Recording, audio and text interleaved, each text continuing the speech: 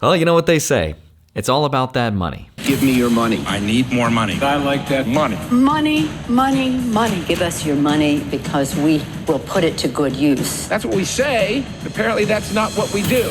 Because in reality, we won't give any money back to Americans. And don't expect Cheaper oil and gas. The economy is now at a turning point, and something very important happened this week. We got the latest release of something called the Consumer Price Index, which is how economists like to measure inflation. We're back with some breaking economic data. That's right. Inflation cooled to 3% in June over the year and 0.2% on the month. Rising at the slowest annual rate since March of 2021. Year over year, we saw core CPI rise just 3%. So it looks like Papa Jerome Powell has finally done it. He has done the impossible, and he has slain the dragon that is inflation, and he's brought it down to 3%, which, remember, for context, last year in June, we were at 9%. So the good news is that we are at the lowest inflation point in the last few years. But here's the bad news. Remember when last month the Fed didn't increase interest rates? And then that got everyone really excited, like, ooh, is this a skip or is it a pause? Because if it's a pause, history shows the stock market goes up,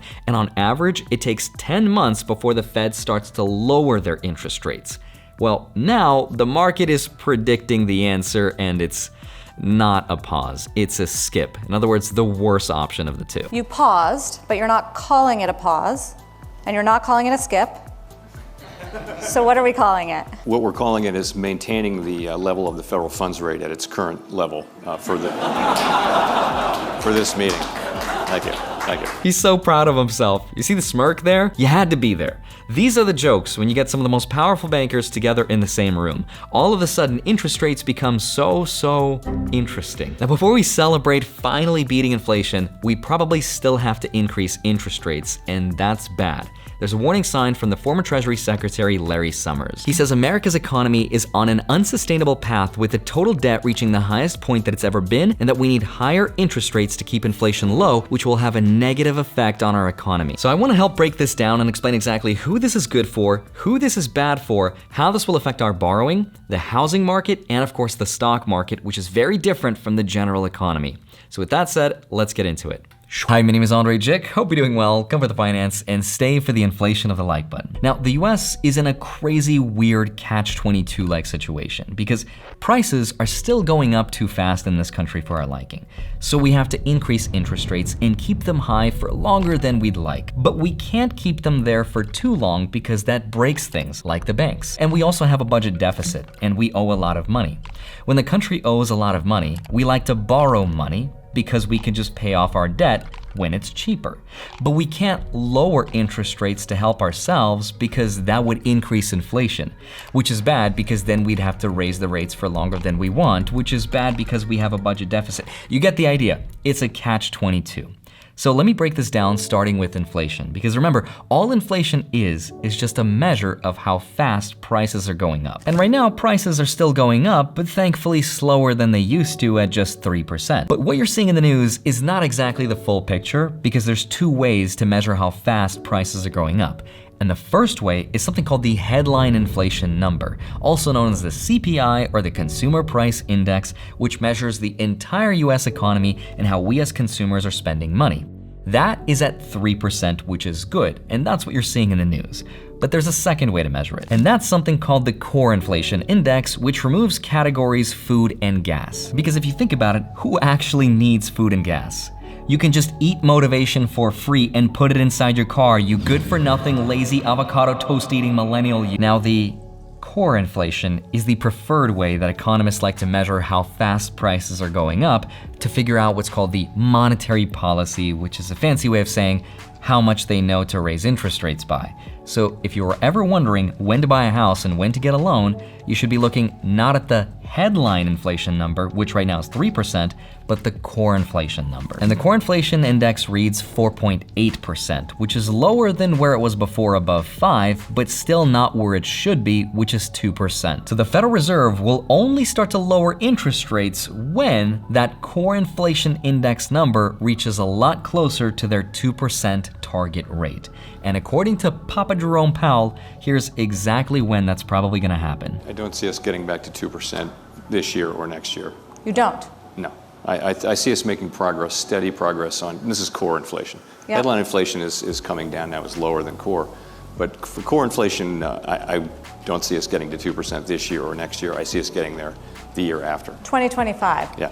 So that was just 2 weeks ago at what's called the ECB, the European Central Bank Forum, which is where the world's most powerful bankers, aka Illuminati, get together to talk about their future plans for the global economy. Bankers like Christine Lagarde, who's in charge of the European Central Bank, Andrew Bailey, the governor of the Bank of England, and Kazuo Ueda, governor of the Bank of Japan. So you might remember that last month, the Fed did not increase interest rates. And that was a huge deal for everyone because it was the first time in 15 months in a row that they didn't raise the rate. Made people think, well, maybe they'll eventually reverse and I can finally buy a house with a decent interest rate that's not 7%. But that's probably not gonna happen because in exactly 2 weeks' time, on July 26th, we're gonna find out what's gonna happen to interest rates. And if you don't wanna know the spoilers, spoilers ahead. So just a fair warning, because the market already knows. There's a tool that's called the CME Fed Watch tool that's been extremely reliable in predicting what will happen. And here's what it says. You can see that the current interest rate is 500 to 525 basis points. That's 5 to 5.25%. And the market is predicting that there's only a 5.8% chance that the rate will stay exactly as it is. Instead, it shows that the most likely outcome is that interest rates will go up by 0.25%, or the fancy way of saying it is 25 basis points. On July 26th, it shows there's a 94% chance that the new rate will be between 5.25 and 5.5%. Now, if you were disappointed by this news because maybe you were looking forward to buy a house at a lower interest rate,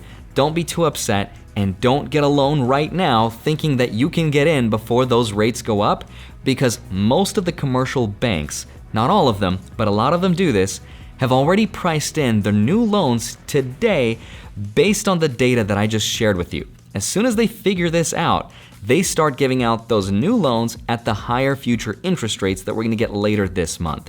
I know it doesn't sound fair, but that's how the stock market works too. All of the stocks you see listed on exchanges have already all of the data and all its rumors priced into the share price. That's just how the market works, and that's how banks work. So here's what this means for the stock market and investors. On Wednesday this week, the stock market went way up, especially led by the Magnificent Seven, aka the Final Fantasy VII of tech stocks. Those are tech stocks like Apple, Amazon, Alphabet, Meta, Microsoft, Nvidia, and Tesla. These are the stocks to hold, according to Jim Cramer. Hold on, how do I short stocks on Robinhood? But he is actually right in saying that tech stocks are usually one of the first stocks to benefit from disinflation. And these 7 stocks alone have a market cap that's roughly triple the size of Germany's entire GDP. So if you've been buying tech this year, you're a winner and you're way, way ahead. But personally, my investing strategy is pretty boring by comparison. And even though my stocks are pretty boring, my portfolio has crossed $800,000 for the first time. I don't really check my portfolio every single day or every single week, but it's so cool to see that it has made close to $100,000 in the first 6 months of this year, which is money that I could have never dreamed of making from an actual job just a couple years ago. And here is my portfolio just doing this automatically on its own, and it has paid me over $8,000 in dividends, which is great because no matter what happens to the stock market, even if it goes down or goes sideways, the dividends that are paid out that I'm reinvesting helps to increase my share count. So if nothing else, I'm constantly investing and increasing. And I'm buying mostly VTI, which is the broad market, SCHD, SPHD, and VYM.